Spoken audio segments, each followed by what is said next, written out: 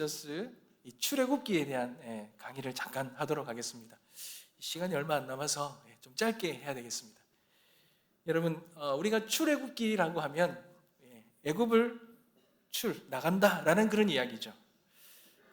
근데 다르게 말하면요, 여러분, 이 창세기에서 하나님이 만드신 이 하나님의 나라, 이 나라가 무너졌잖아요.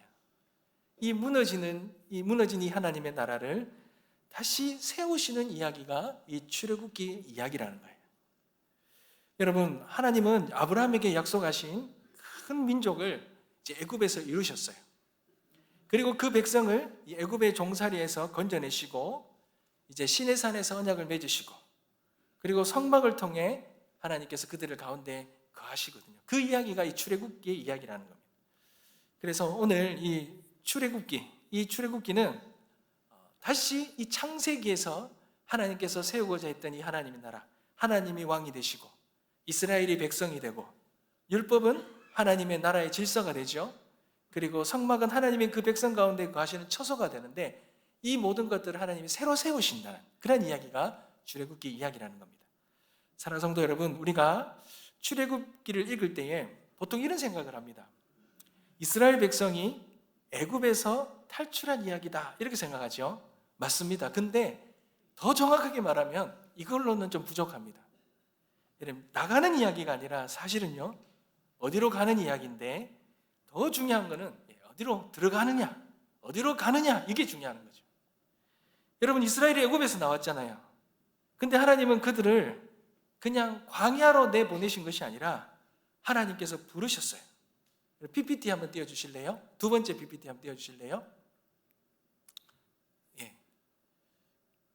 보시면 여러분, 출애굽기는 단순히 애굽에서 탈출한 이야기가 아니라 그러죠. 하나님께서 무너진 하나님 나라를 다시 세우시는 이야기인데 하나님께서 이 19장 4절 말씀에 보면 내가 애굽 사람에게 어떻게 행하였음과 내가 어떻게 독수리 날개로 너희를 뭐라고요? 내게로 인도하였음을 너희가 보았노라 이러죠. 여러분, 이 말이 뭡니까? 출애굽기 이야기는 나가는 이야기가 아니라 하나님이 내게로 인도한 이야기, 하나님께로 들어가는 이야기라는 거예요. 그러니 하나님 자신에게로 이스라엘 백성들을 데리고 오시는 이야기가 출애굽기 이야기라는 겁니다. 여러분, 그러니 출애굽기는 단순히 이스라엘 백성들에게 노예 생활하던 이스라엘 백성들에게 자유를 주는 이야기가 아니고요, 하나님과의 이 관계, 하나님의 백성이 되는 것, 하나님 나라 안으로 들어가는 이야기라는 것을 여러분 기억하시고 함께 더 보도록 하겠습니다. 여러분, 출애굽기는 하나님의 나라를 다시 재건하는 이야기인데 이렇게 정리하면 되겠습니다. 하나님이 왕이 되시고 그리고 하나님의 백성이 하나님의 말씀을 따라서 하나님이 주신 자리에서 하나님과 함께 살아가는 것, 이것이 다시 하나님의 나라를 세워가는 그런 이야기라는 겁니다. 여러분, 앞서서 우리가 좀 이야기를 잠깐 요약을 해볼까요? 3페이지 한번 열어보실래요? 보시면 하나님, 우리 창세기에 보시면 1장과 2장에서 하나님의 나라는 에덴 동산에서 시작됐잖아요. 근데 거기서 하나님이 왕이고 아담과 하와가 하나님의 백성이고 에덴은 하나님이 주신 땅이죠. 그리고 하나님의 명령은 뭡니까? 그 안에서 살아가는 삶의 질서였어요. 근데 창세기 3장에서 인간이 하나님을 왕으로 인정하지 않잖아요. 그래서 하나님 말씀을 떠나버렸습니다. 그 결과 하나님 나라의 질서가 다 무너진 거예요. 근데 하나님이 포기하시느냐? 그렇지 않지요. 아브라함을 부르시고 그에게 약속하시잖아요. 내가 너로 큰 민족 이루고 너에게 땅을 주고 너를 통해 복이 흘러가게 하겠다. 여러분, 이 약속, 아브라함을 통하여 한 이 약속이 하나님께서 그 후세대를 통하여서 그 언약을 이어가시다가 이제 실제로 이루어내는 사건이 출애굽기 사건이라는 거예요. 여러분, 애굽에 내려간 야곱의 가족이 몇 명 정도 됐죠? 70명입니다. 근데 400년의 시간이 지나고 진짜 어떻게 됐어요? 큰 민족을 이루었어요. 하나님의 약속은요, 죽지 않았어요. 하나님의 약속이 뭔가 잊어버린 것 같지만, 그 400년의 시간 동안 잊어버린 것 같지만 하나님은 신실하게 그 가운데서 하나님의 약속을 이루고 계셨어요. 하지만 여러분, 이 백성이 지금 애굽의 노예잖아요. 근데 이들이 종인 거예요. 하나님의 백성이 종이 되잖아요. 종이 되었잖아요. 그러니까 출애굽기는 이 종된 이스라엘 백성들을 다시 하나님의 백성으로 부르시는 이야기라는 거예요. 너희는 나로 바로의 백성이 아니고, 너희는 애굽의 소유가 아니고, 너희는 내 백성이다. 너희의 왕은 나다. 이거를 보여주는 사건이 출애굽기 사건이라는 겁니다. 여러분, 그래서 하나님께서 이것을 이루시기 위해서 하신 것이 이제 부르심이라는 거예요. 여러분, 다음 페이지 한번 볼까요? 부르심이라는 거예요. 여러분, 누구를 부르십니까? 모세를 부르시는 거예요. 이 종살이하는, 마치 죄의 종이 되어서 그 비참한 생활을 하는 그 인간의 모습처럼 이 바로의 노예가 되어서 강제 노동을 하고 있는, 그렇게 시달리고 있고 남자아이는 태어나면 다 죽임을 당해야 됐던 이 하나님의 백성, 종된 이 백성들을 그 절망 속에서 그 백성이 부르짖잖아요. 하나님, 우리 민족을 향한 언약을 잊으셨습니까? 우리를 이렇게 버려두시겠습니까? 하나님 약속하셨지 않습니까? 그 하나님의 언약을 붙들고 그를 부를 때에 하나님께서 다시 기억하시는 거예요. 아브라함과 이삭과 야곱에게 세우신 언약을 기억하시고는, 여러분, 기억하시고는 하나님의 약속을 따라, 언약을 따라 이제 행동하기 시작했다는 거예요. 그 시작점이 뭡니까? 모세를 부르다. 여러분, 믿음과 신앙은 제가 한번 말씀드린 데 있죠. 부르심이라는 거예요. 부르심이라는 거예요. 우리가 여기 있는 것도 부르심이고, 하나님이 모든 우리의 언약과 사역의 자리에도 부르심이라는 거예요. 그러니까 우리는 부르심을 따라 살아가는 자죠. 그런데 그 부르시는 자가요, 완벽하냐? 그렇지 않다는 거예요. 여러분, 모세는 처음부터 당당한 지도자가 아니죠. 실패한 사람입니다. 애굽 사람을 죽이고 도망친 사람이고 광야에서 잊혀진 그런 사람입니다. 그런데 하나님이 그를 떨기나무 아래서 부르죠. 다음 페이지 한번 볼까요? 하나님이 부르실 때 모세가 여러 가지 변명을 합니다. 내가 누구에게 갑니까? 하나님이 이렇게 대답하죠. 내가 너와 함께 가리라. 여러분, 이것이 부르심의 핵심이라는 거예요. 여러분, 부르심의 근거는요, 내가 누구인가가 아니라는 거예요. 하나님이 함께 하시는 거예요. 여러분, 이것이 오늘 새벽에도 요셉이 형통할 수 있었던 삶을 살았을 수 있는 근거가 하나님이 함께 하심이라죠.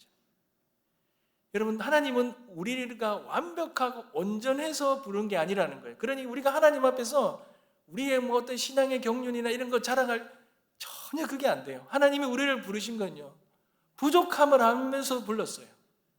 그러시고는 하나님이 그 부르심 가운데 함께 하면 된다. 그 부르심을 감당하는 것은 내가 너와 함께 하면 된다는 거죠. 모세는 계속 변명하죠. 그들이 저를 믿지 않으면 어떡합니까? 저는 말을 잘하지 못합니다. 다른 사람을 보내주십시오. 그러죠. 근데 하나님은요, 이 약속한 언약을 이루시기 위해서 모세를 끝까지 설득합니다. 아론도 붙여주시고 표징도 보여주시고 말할 것도 가르쳐 주시죠. 여러분, 여기서 우리가 배울 수 있는 것은 하나님이 우리를 부른, 우리 같은 사람을 부른 이유가 여기 있는 거예요. 하나님은 완성된 사람을 부르시는 것이 아니라 하나님은 불러 넣으시고는 빚어가시는 분이 우리는 하나님이시라. 하나님의 방법은 그렇다는 거예요. 여러분, 절대로 완벽한 사람을 부르지 않았다는 거예요. 우리를 봐도 그렇잖아요. 하나님 그렇게 빚어가시는 분이라는 걸 우리는 봅니다. 여러분, 그렇다면 여러분, 출애굽의 목적이 무엇이겠습니까? 여러분, 모세와 아론이 바로에게 가서 전한 첫 메시지가 있는데요. 다음 페이지 한번 볼까요? 뭐라 그러죠? 한번 읽어보겠습니다. 시작. 백성을 보내라. 그들이, 여러분, 이게 출애굽기의 목적입니다. 가서 이 노예 생활하는 우리를 자유를 달라, 이게 아니고요. 뭐 때문에 우리를 보내달라고요? 예배하기 위해서예요. 여러분, 우리가 구원받는 거는요, 단순히 우리가 뭔가 해방되는 것이 아니고요. 구원은 주인이 바뀌는 거예요. 바로의 종에서 하나님의 백성으로 바뀌는 거예요. 애굽의 통치 아래에서 하나님의 다스림 아래로 바뀌는 거고, 노예의 정체성에서 이제 제사장 나라의 정체성으로 바뀌는 겁니다. 이것이 출애굽입니다. 근데 그렇게 주인이 바뀌면 우리가 뭘 해야 되죠? 그 주인께 참되게 예배하는 거죠. 섬기는 거죠. 이게 목적인 거예요. 여러분, 그런데 바로는 말하죠. 여호와가 누구이기에 내가 그의 목소리를 듣겠느냐 이러죠. 여러분, 바로의 이 말은요, 단순한 무지가 아니라 하나님을 인정하지 않겠다는 반역입니다. 내가 하나님이라는 거예요. 내가 하나님이라는 거예요. 그래서 벌어진 사건이 열재앙의 사건입니다. 여러분, 이 열재앙은 단순히 자연재해가 아니라 이 애굽의 신들, 이 애굽이 붙들고 있는 이 신들과 하나님의 싸움입니다. 그러니까 하나님의 왕권과 이 바로의 왕권이 충돌하는 사건이 이 10가지 재앙이라는 겁니다. 하나님이 나일강을 치고 가축을 치고 태양을 어둡게 하고, 그리고 애굽 사람들이 그렇게 의지하던 모든 것이 하나님의 손 아래에 있다는 걸 다 보여주시잖아요. 그리고 마지막 재앙이 이 장자의 죽음이죠. 장자를 죽입니다. 근데 그 밤에 하나님은 이스라엘 백성들에게 어린 양을 잡아서 그 피를 문설주와 임방에 바르라고 하죠. 죽음의 심판이 지나갈 때 어린 양의 피가 있는 집은 보호를 받는다 그러죠. 여러분, 여기에서 중요한 게 이 피가 부적 같은 역할을 한다는 게 아니에요. 하나님께서 그 피를 보시고 행동하기 시작하셨다는 거예요. 구원이 일어났다는 거예요. 우리가 애굽의 노예였으나 하나님이 우리를 건지셨다는 거예요. 우리가 이 죽음 아래에 있었지만 어린 양의 이제 피 아래, 그 어린 양의 피의 보호 아래 우리가 들어갔다는 거예요. 그래서 이제 우리는 바로의 백성이 아니라, 이 세상의 백성이 아니라, 이 죄의 종로를 하는 백성이 아니라 하나님의 백성이 되었다는 것을 그대로 보여주는 것이죠. 여러분, 그렇다면 애굽에서 나와서 가나안으로 바로 가면 좋은데 그들이 겪게 되는 게 하나 있죠. 빠른 길로 인도하지 않으시잖아요. 하나님이 그들을 광야로 보내시죠. 그 이유가 뭡니까? 전쟁을 만나면 그들이 마음이 돌이켜 애굽으로 돌아갈까?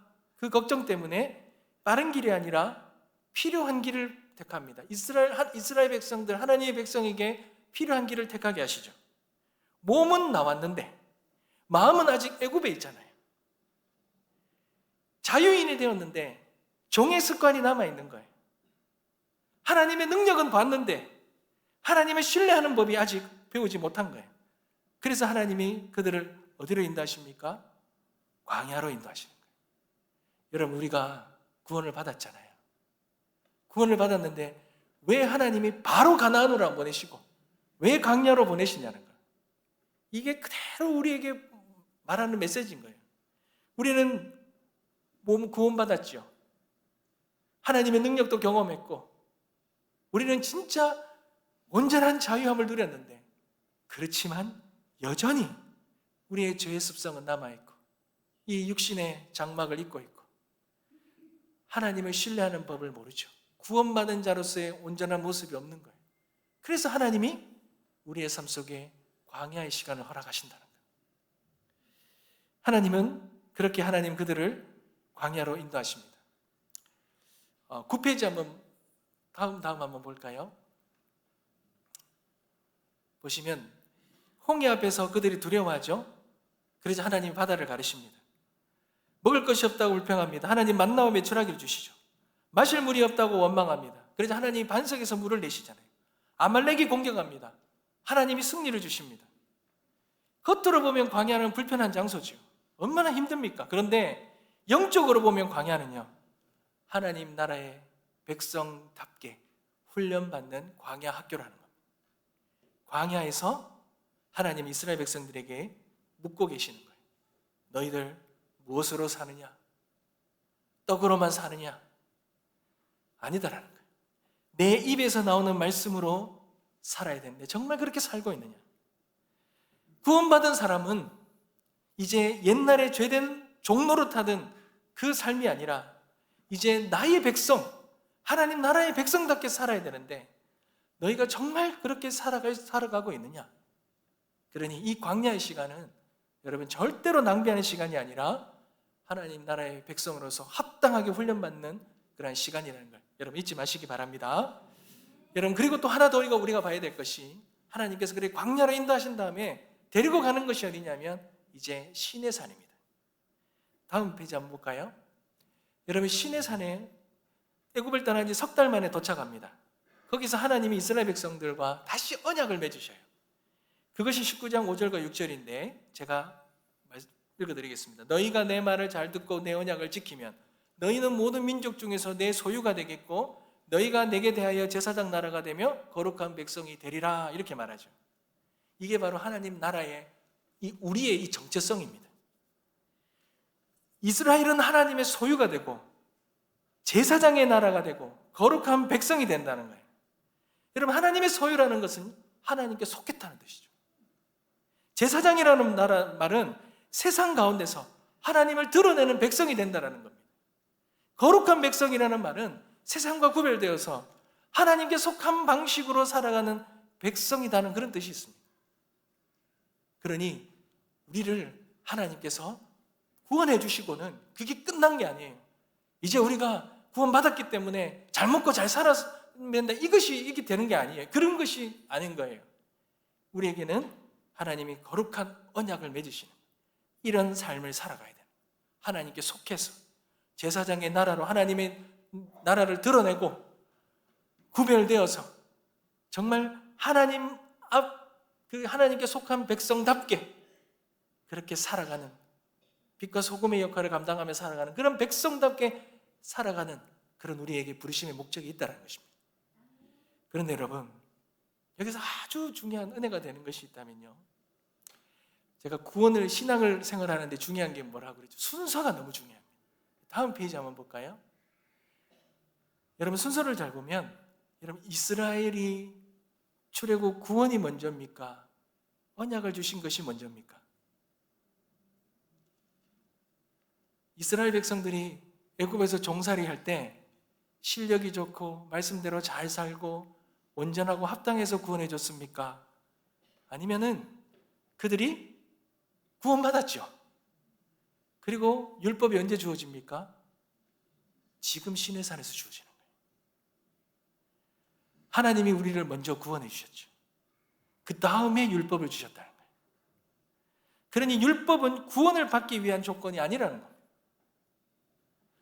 구원받은 백성이 이제 하나님 백성으로 우리를 불러주셨기 때문에, 하나님 나라의 거룩한 백성의 정체성을 주셨기 때문에, 우리를 출애굽시켜 주셨기 때문에, 홍해를 건너서 그렇게 가나안으로 우리를 인도해 가시는 그 과정 가운데서 하나님 율법을 주셨다는 거예요.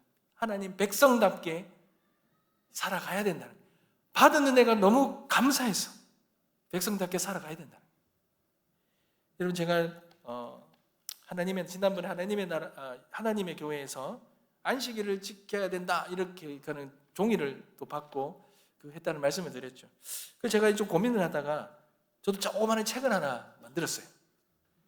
여러분, 핵심이 뭐냐면, 여러분, 우리가 안식일 잘 지켜서 구원받는 게 아닙니다. 구원을 어떻게 받습니까? 어떻게 받습니까? 믿음으로 받습니다. 예수 그리스도를 믿는 믿음으로 받습니다.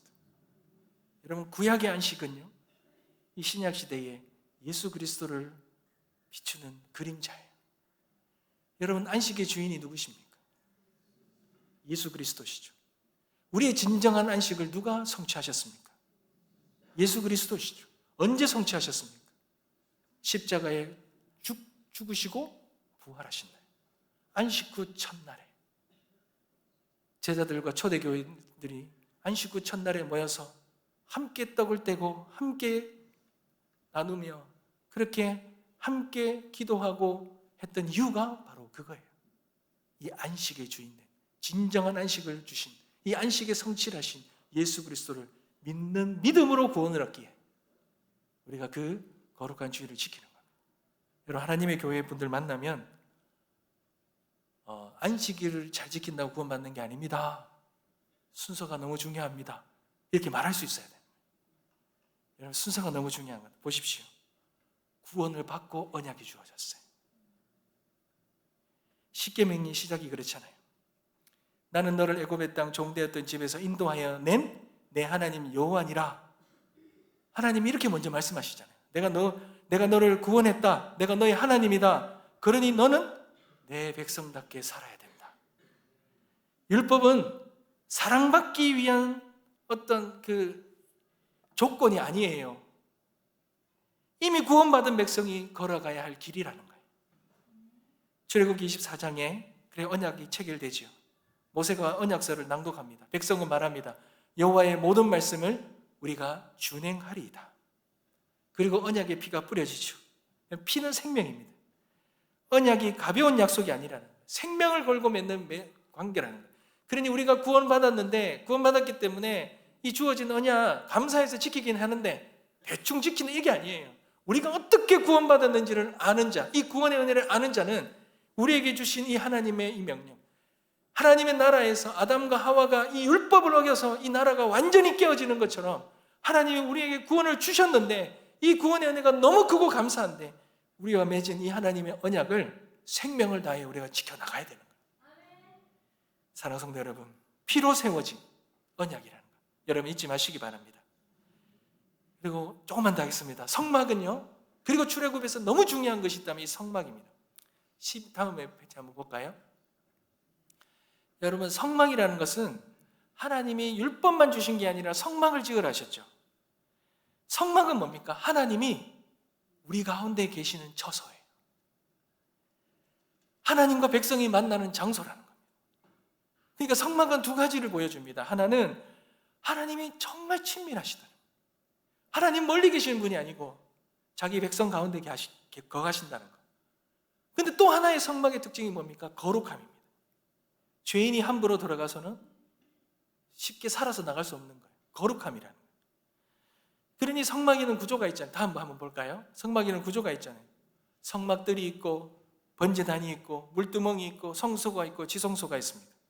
성막들에서 성소로, 성소에서 지성소로 갈수록 더 거룩한 공간이 되잖아요.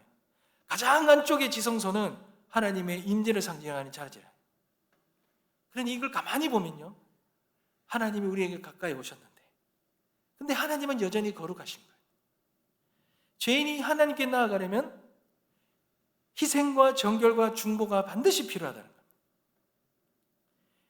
성막은 하나님 나라의 왕이 자기 백성 가운데 거하는 처소인데, 하지만 죄인이 이 죄가 소멸되지 않으면 하나님 앞에 온전히 나아갈 수 없다는 거예요. 이게 두렵고 떨리는 마음으로 우리가 주님 앞에 나아가야 되는 이유가 바로 이라는 거라는 거예요. 사랑하는 성도 여러분, 사실 출애굽기의 결론은요, 성막입니다. 자유가 아니라 하나님이 함께 하신다는 거예요. 그들 가운데 계신다는 거예요. 그런데 여러분, 여전히 창세기 때처럼 이 모든 하나님의 이 언약 신실하게 이루어 가시는 그 모든 과정에서 이스라엘 백성들이 실패하는 사건이 하나 나옵니다. 그 사건이 뭐죠? 금송아지 사건이에요.